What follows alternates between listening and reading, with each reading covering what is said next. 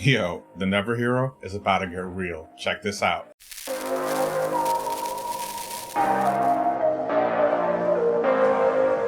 So you got your man Jonathan, right? He's coming out of the bar. He's a little tipsy, nothing too crazy because he's a little conservative in that sense that he doesn't want to get really hammered knowing that he has to work the following day. And he doesn't want his boss to know that he's hungover because then his boss is going to punish him by making him do a bunch of stuff. So Jonathan leaves early. His roommates stay at the bar arguing about Superman and Jesus. Paige is there chilling with Grant. They're about to do their own thing, so they're pretty much gone for the evening. And what ends up happening is that Jonathan leaves the bar and this stranger follows him out the door. The stranger is sporting a fedora and blonde hair. He's tall, doesn't really look like anybody out of the ordinary you would think, but not to Jonathan, because as this guy walks by him, he tells him, "Excuse me," and then just keeps going. Jonathan pauses for a minute and starts to think to himself, wait, something's off about this guy. I can't quite picture it, but there's just something weird about him. And he started getting this uneasy feeling, given the fact that he's in an area that's primarily surrounded by all types of different people of all different types of walks of life. You got like the goths, the LGBT community. You have all different types of people here that are sporting certain wares, and basically the nightlife there is pretty lively and there's all types of individuals hanging out. But for some reason, this one guy made him feel uneasy. So what ends up happening? Jonathan tries to ignore it. He goes home, and when he gets home, he pops an ibuprofen and drinks some water because he doesn't want to wake up hungover the next day, because if he does, then his boss, Mr. Fletcher, will end up making him do a bunch of extra chores to sort of teach him a lesson, because his boss is sort of more old school in that sense, so he doesn't tolerate any nonsense. But when Jonathan gets home and he takes his ibuprofen, which by the way is not out of the ordinary, a lot of people do stuff like this to avoid a hangover the following day. Me personally, I like to just drink water in between drinking alcohol. That is a rule of thumb that I always follow, and it has helped me wake up without a strong hangover.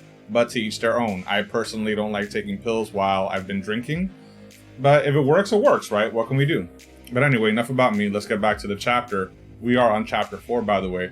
And also, by the way, I am also NeoStarling. If you like the content that I'm providing here, please feel free to like, comment, share, subscribe, do the damn thing, and help a brother out. You already know the deal. Enough of my shameless plugging. Let's continue the chapter.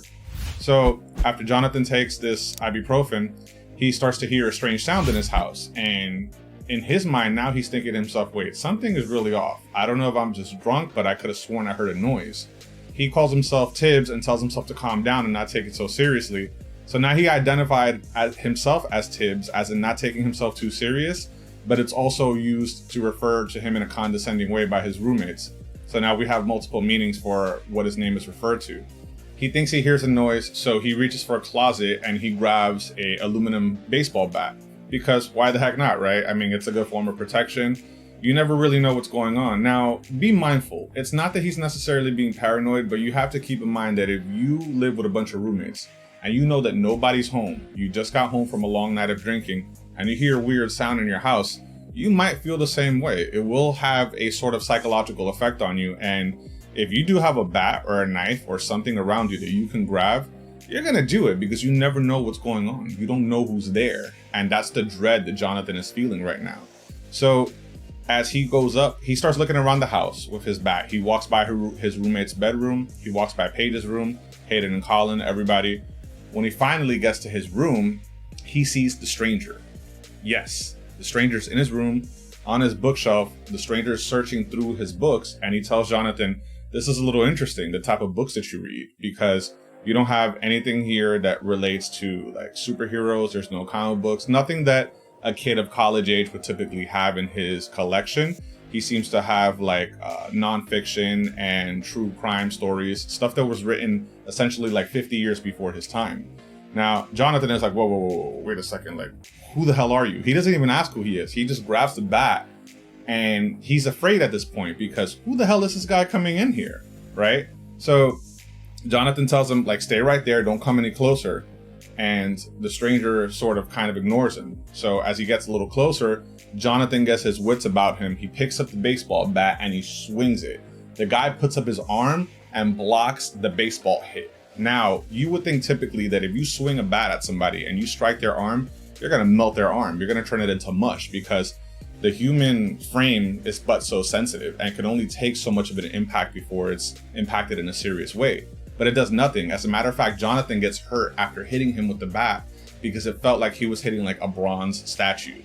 And you know what that feels like. You know, do it one day. Watch. Grab a baseball bat and just swing at something solid at full strength and see what happens. It's gonna like vibrate right through your arms and kind of just like mess you up. When that happens, the dude pulls a syringe out of his trench coat. He grabs Jonathan, and Jonathan's trying to fight him off, but he can't. He's really struggling. He's bleeding. He's feeling some real life dread. I mean, if somebody pulled a syringe to your neck, you would feel the same way. And Jonathan gets a glimpse at this stranger's eyes, and he notices that his eyes are sort of backlit. It's like this blue hue that doesn't look normal. Like something is off about this guy. He doesn't look like a real person. Like he doesn't look normal. When you look into his eyes, you see that he's not human. So anyway, Jonathan ends up saying, "How do I know you?" And the stranger stops briefly. He kind of looks at him, he smirks a little bit, and he goes, "You shouldn't know me." He follows up by injecting Jonathan with the syringe. Jonathan passes out. That is the end of the chapter. Now, I'm not going to get into chapter 5 until my next video because, of course, that's the way that I'm doing this recap.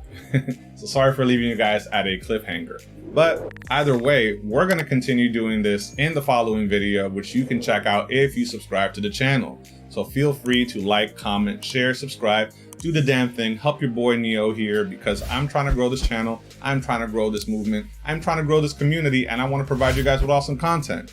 But with that said, I've been NeoStarling. You are all awesome, and don't ever let anyone tell you different. Signing off.